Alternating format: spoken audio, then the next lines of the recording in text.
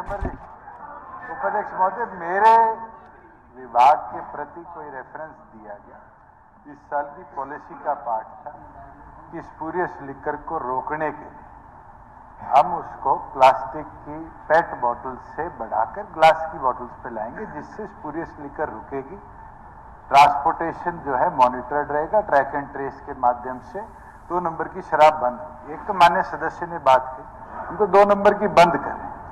जिस तरह का रेफरेंस दिया गया, मुझे लगता है उस माफिया का कहीं ना कहीं संबंध इनसे हो सकता है कि पीड़ा ये इस सदन में आकर व्यक्त कर रहे हैं, जिसके ऊपर हम आज भी पत्र भेज कर बैठे हैं कि 29 फरवरी के बाद हरियाणा प्रदेश में नॉन ग्लास बॉटल अल्कोहल नहीं बिकेगी। पहली चीज। दूसरी चीज, कोई रेफरेंस दिया गया किसी लेडी के बारे में जिसको तथकथित मेरी बुआ बनाए। मान्य सदस्य मेरे चाचा है, इनकी भी तो सिस्टर बनी, इनकी भी तो सिस्टर बनी। अगर इसी तरह कोई मेरी बुआ बन रही है, और मैं तो डीजीपी और एडीजी सीआईडी को चाहूंगा कि तुरंत ऐसी कोई लेडी जो मेरी बुआ तथकथित बन के घूम रही है उसको अरेस्ट किया जाए और माननीय विधायक से उसकी डिटेल ली जाए।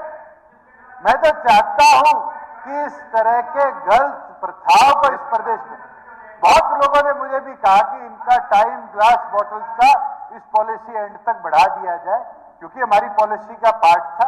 हम उसके ऊपर पूरे मजबूती से खड़े हैं और उसको मजबूती से जो 2 नंबर के काम होते थे बंद करने के लिए ऐसे अच्छे कदमों को लागू करेंगे, ना कि विड्रॉ करेंगे। और मैं इस सदन में एक नहीं, इस सदन में पिछले 4 वर्षों में बोल चुका हूं, चाहे ट्रैक एंड ट्रेस लागू हुआ हो, चाहे फ्लो मीटर लागू हुआ हो, चाहे प्रदेश के अंदर हर डिस्टिलरी को सीसीटीवी से और ब्लॉकेज से हमने मॉनिटर करने की बात करी हो। ये उसका नतीजा है उप अध्यक्ष महोदय कि प्रदेश के अंदर 6100 करोड़ से 11,000 करोड़ पर हम एक्साइज के रेवेन्यू को ले गए। अगर ना करते तो आज 6100 करोड़ से 4500 करोड़ हो जाता। मगर ये हमारा दृढ़ निश्चय था कि जो 2 नंबर के काम करने वाले लोग थे उनको रोको। मगर कहीं ना कहीं कुछ सदस्य चाहते हैं कि 2 नंबर का काम बढ़ता रहे, और आज उनके मुखबिर बनकर इस सदन के अंदर ये बात कही जाती है। उपाध्यक्ष महोदय, एक मिनट जो बात यहां कही गई है, अब ना तो होम मिनिस्टर है ना मुख्यमंत्री है, दोनों नहीं है। सुन रहे, सारी बात नोट हो रही है, आपकी जवाब दिया जाएगा। सारी चीज जो बोल रहे हैं सबका जवाब देंगे माननीय मुख्यमंत्री महोदय। जवाब देनी है। एक तो भाग्य नहीं हो, भाग्य का मतलब नहीं हो, तो जवाब तो बाद में दिया जाता है सबका। नहीं, मैंने अभी पूछा था, अभी वो मेरे बारे में बताए तो सही। तो आपने अपना उठाइए। ये जो मंत्री ने अभी ये कहा है कि लोग माफियाओं को पनाह देते हैं, वो नाम बताए कौन कौन से लोग हैं जो माफिया जिनको पनाह दी जाती है? कौन पनाह देता है माफियाओं को? माफियाओं को पनाह जो देते हैं उनको बहुत दर्द होता है बेचारों को जब उनके बारे में कहा जाता है यहां पे।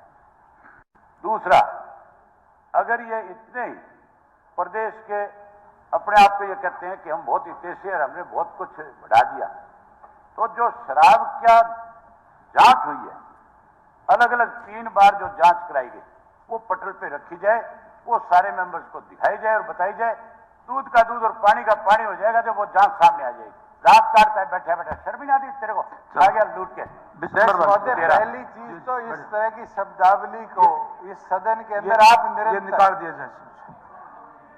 और दूसरी चीज, पनाह देने वाले लोग जो बात करते हैं कि माफिया को पनाह कौन देता था, इस सदन को बहुत अच्छी तरह पता है कि कौन किसका दोस्त रहा है, कौन कैसे माफिया को पनाह देता रहा है। मुझे बोलने की जरूरत नहीं, कांग्रेस के साथी भी बोल सकते हैं, बीजेपी के साथी भी बोल सकते हैं। मुझे कीचड़ में पत्थर फेंककर कीचड़ अपने ऊपर घेरने की आदत नहीं है उपाध्यक्ष महोदय। एक भी सदस्य सदन में खड़ा होकर के इस बात का मेरे ऊपर आरोप लगा दे कि अभय सिंह ने इस तरह के माफिया को कभी पनाह दी है, तो मैं सदा के लिए राजनीति छोड़ दूंगा। चोर और लुटेरे जो है वो कहीं छुपे हुए नहीं है, सामने बैठे हैं। इसीलिए आज तक वो इंक्वायरियां जो हुई है, धन्यवाद, पटल पे नहीं आ रही। उपाध्यक्ष महोदय।